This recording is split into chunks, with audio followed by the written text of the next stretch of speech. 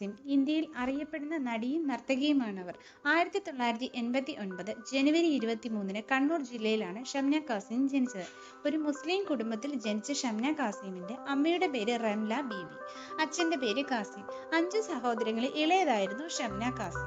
സഹോദരൻ ഷാനവാസ്, സഹോദരിമാർ ഷെരീഫ, ആരിഫ, ഷൈന. 2004 ഷംന കാസിം തന്റെ സിനിമാ കരിയർ ആരംഭിക്കുന്നത്.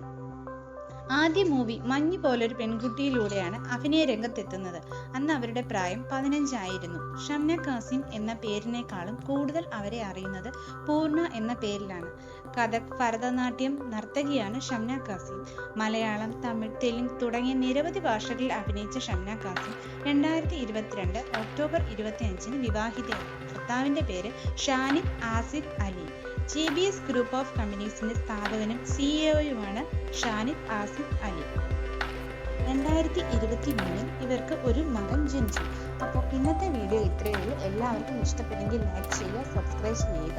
Thank you.